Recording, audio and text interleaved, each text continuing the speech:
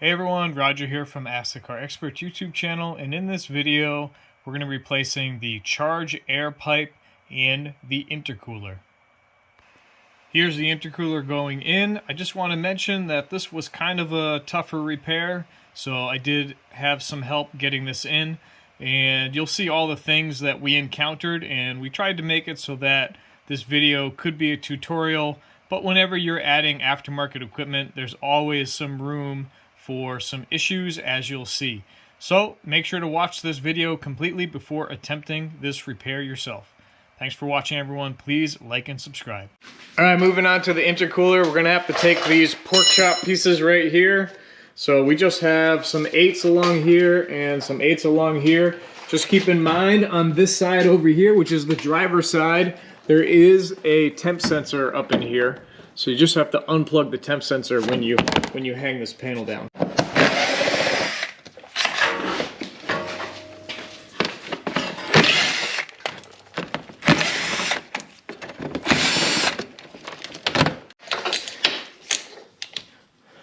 Take a pry bar, you have to push downward, hook it and pry gently downward.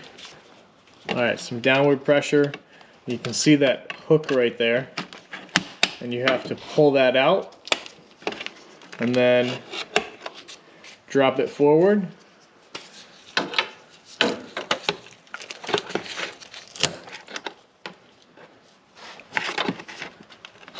She's coming out. She's coming out hard. But once that clip is released, you can see it's almost like a little catch lever right there. Right? It just hangs down. Correct. This will slide out easier once these 20-volt E20s are removed. That's true, yep. Go. Alright, so we're going to leave that just like that. Some downward pressure again, catch the lip.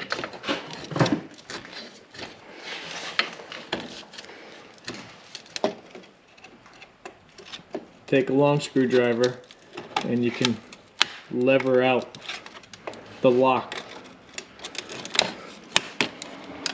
There it is right there.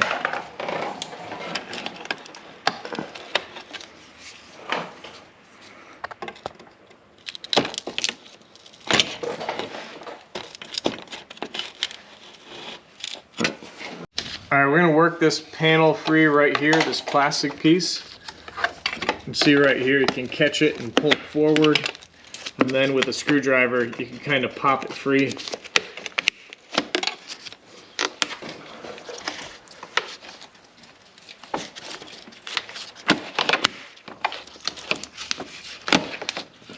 Like so.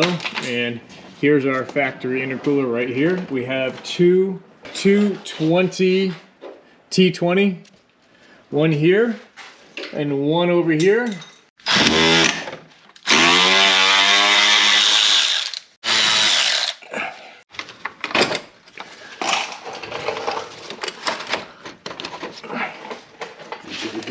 Persuasion.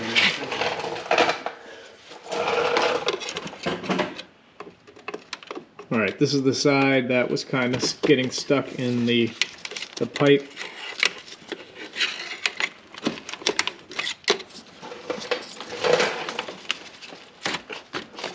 And at this point, you kind of have to work it down slightly forward and then out.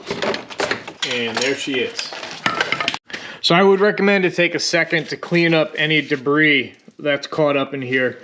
And up on top, you can see up in here, there's a bunch of debris.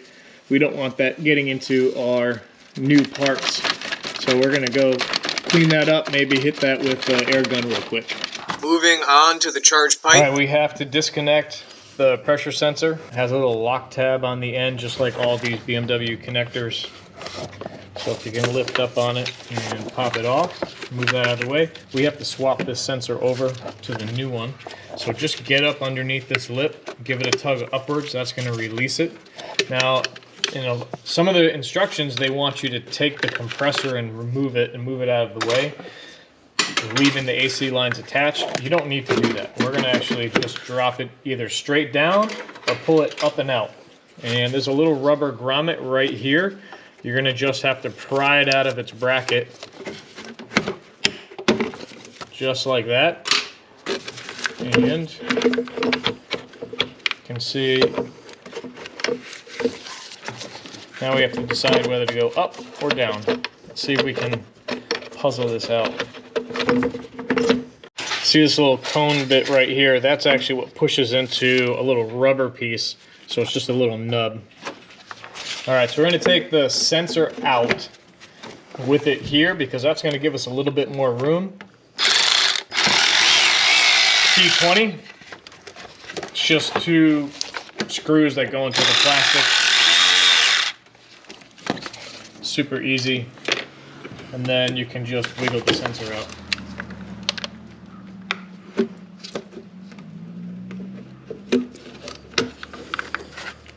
And there she is right there. Put that aside. And round 2. Let me get it light.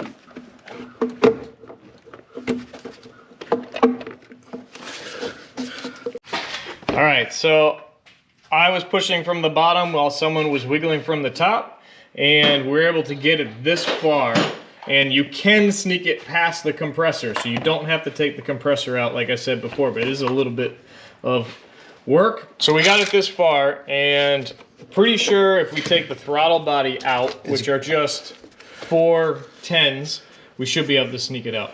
Yeah, it's getting hung up on this nipple here. Yeah. It's getting hung up right on that spot that pushed into that rubber clamp. Very simple to take the throttle body out.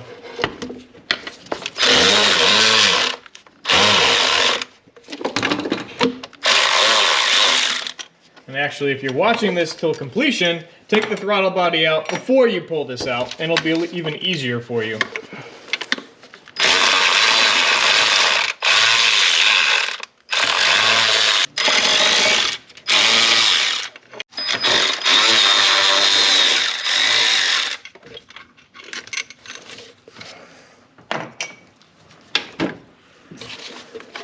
Just drop the throttle body down and out of your way if you can. If you have to, you can always unplug it and just move it out of the way completely.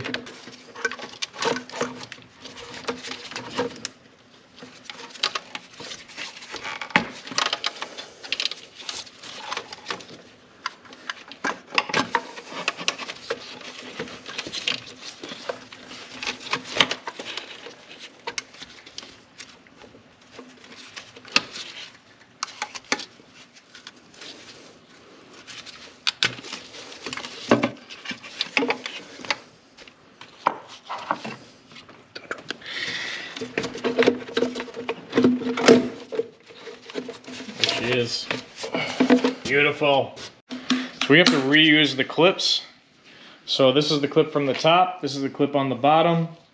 You may have to break it off in order to get this out.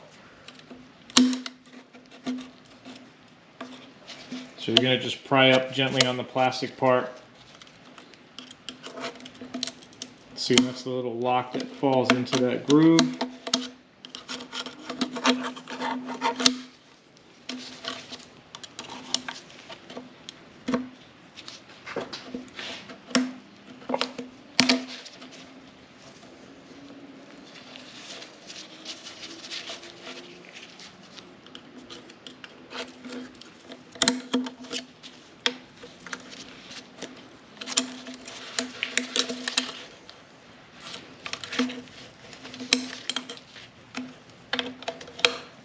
So you do have to take this from the factory part. So you need a new seal, or you have to use the existing seal from the charge air pipe. See right there, we're going to just pop that out. The kit does not come with a seal, so we're going to reuse the existing seal. You can install this seal wrong. There's a concave area in the back and a raised ridge on the front, and it goes with the raised ridge towards the outside. And it gets tucked into the groove.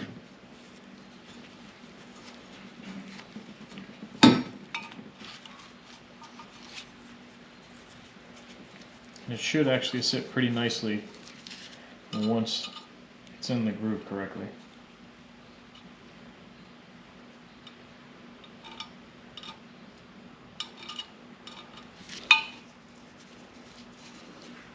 So make sure it sits nice and flush. It shouldn't look rolled at all. All right, so we're gonna now swap over this clip. You can tell exactly where it's gonna go. Just drops right in, and now it's just a press clip. Very nice. All right, so we have this part of the pipe. It should drop in easy because this is a multi-piece section. So we're just gonna rest it down in there, and that's gonna go to our new intercooler. All right, if the gasket comes off, make sure to put it back into the throttle body. It just locks into place. It just has a little raised rubber tabs and hold it into place. Let's put that throttle body back on. It's just the 4 screws. You have this connection right here, and you have the electric connection. So this is on the bottom, this is your electrical. So just feed the throttle body on, put that lower hose back on. Don't forget to plug in the electrical connector.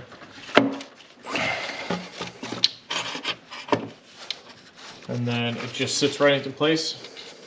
That's the tank vent valve off this little bracket right here. That was just popped out of the little rubber holding spot just to give you a little bit more room. And then just throw 1 screw in it. Snug her down.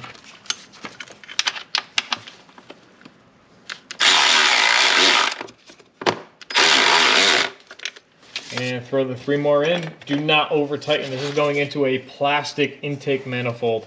Snug it down gently and stop. The gasket does the work. All right, so we have this big boy to put in. It's pretty heavy. Here's our space up here. There's our radiators. We have to go up and in to this cavity right here. And then we have some larger screws, which are right here with some washers because that's our holder. So it's a lot different than the BMW one.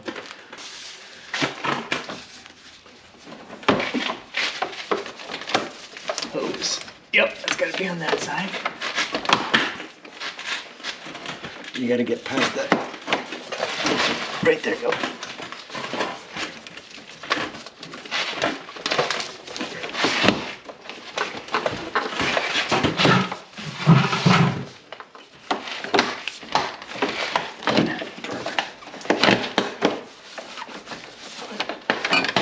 Nice. It's that easy. Make sure you have 2 people.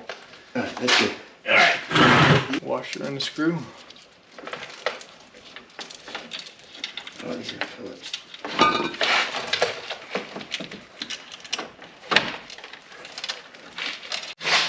Alright, so we did run into a small hiccup where you can't lock this here because the clip actually gets stuck behind the subframe.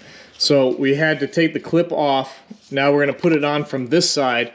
You can lock this in. You can see you have very little clearance. This is that locking tab right here. So we're going to put it on and hopefully be able to hook it here. And then we'll have to see how much clearance we have for the intercooler. We might have to throw some washers in. All right, so I want to make something that is going to be a rubber shim between the holder and the new intercooler. Take a hockey puck, cut it in half, cut yourself a shim, and drill a hole in it. Here's the gap that we have to accommodate. So you could go to the hardware store and try to get some hard plastic tubing and just cut it to length. Or if you have something handy that you can use to make a shim. Otherwise, this is going to be jammed up against the compressor.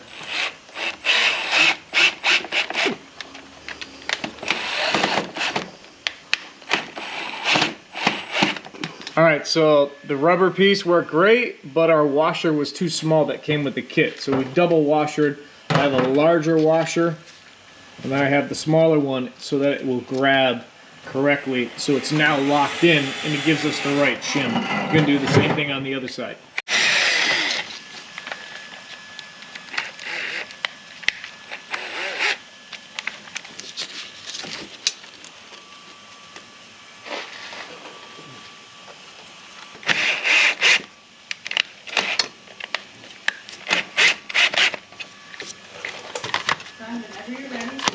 So just one thing to note, there is nothing really supporting the electric fan on the bottom with this modification. It should be fine. Spin the fan, make sure it doesn't contact anything, and all right, we're gonna hook this back up. But that's really it. That's what happens when you modify a car. You have to give and take a little bit. And now that it's in, that pipe, we just dropped that bottom lip in so it's fully locked, and then you rest it on, and now you'd have to pull it down to lock it into place. Done. Is that one locked? Yeah, that one's out. It's in. Okay, and that's how you can tell. Now we have to do this side. This one's gonna be a problem. All right, so we did run into a small hiccup where you can't lock this here because the clip actually gets stuck behind the subframe. So we had to take the clip off. Now we're gonna put it on from this side. You can lock this in. You can see you have very little clearance. This is that locking tab right here. So we're gonna put it on and hopefully be able to hook it here. And then we'll have to see how much clearance we have for the intercooler. We might have to throw some washers in. This is what happens when you modify stuff. It's exactly that, modification. Things are not exactly the way they're supposed to be, so there we go.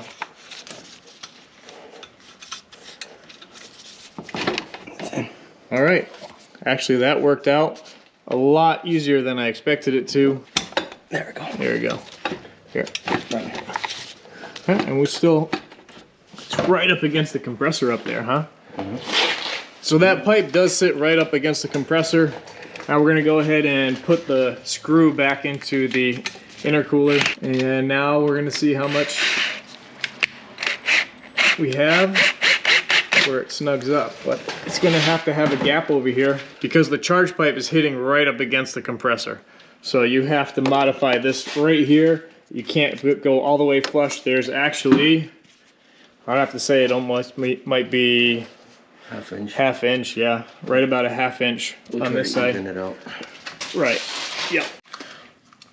A little bit of white lithium grease to help slide it in. So we're back on the top. Have to put this coupling in first. And it comes with this adapter and 2 clamps. So we're going to take the bracket out that was holding that charge air pipe completely so we can have a better position for the clamp. It's a 13mm bolt. This is the bracket that you're going to remove. And now we're going to retest fit the coupling because I wanted the clamp on that side and that bracket was in the way, because we have to watch out for the steering shaft. Tighten down the 10mm clamp. Make sure to take the other gasket, which is this O-ring style gasket, and also tuck that into the recess of the new part. All right, take your old lock, put it on the part, slide it down, and then we're going to check our clearance to the compressor. Slide that in. What I'm hoping is that this downward pressure is going to help it clear the compressor. There we go. So that's locked in. Now we got to get the clamp in the right position and clamp that down. That's a 10mm on these clamps. So the AC line was just barely touching. If you put a little bit of downward pressure gently on the line, you can actually move it and give yourself a tiny bit of clearance. All right, we're going to put our pressure sensor on. These are 4mm Allens that came with the new charge pipe. So we're just going to screw those down gently into the new pipe, plug that in, and it did give us a little bit of downward pressure, so the pipe is now just below the compressor. Hopefully it doesn't create any noise, but I mean, on a race car, do you really need AC? You should just take that AC compressor out. Who needs it? All right, throw the pork chop pieces on the passenger and driver side. Going back together time, guys. All right, time for the reinforcement plate. It's usually good if you can just get one or two bolts in a couple of strategic spots, and then you can easily just run the other ones up. Stiffening plate is only for all-wheel drive cars. These are supposed to be one-time use bolts.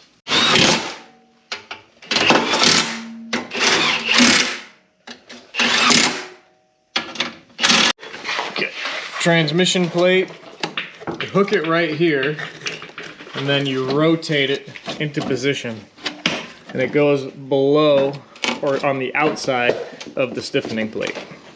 And then the rest are held in with 8mm and 110 in the far back. And then this panel will be installed. All right, now the front panel has to get tucked in under the bumper. So we're just gonna bring it up and tuck that in. Oh, yeah. There you go. This is then also held by about 100 8mm screws, give or take. I am all out of parts, and I don't even think I have any extra parts except for the old parts that we took off. Charge air pipe, we put a new intercooler, and we put a catless downpipe, so make sure to check that out in a future video. Time to take this for a quick ride and make sure everything sounds great. Hey, please remember to like, subscribe, hit the notification bell, and let me know what you think of this repair.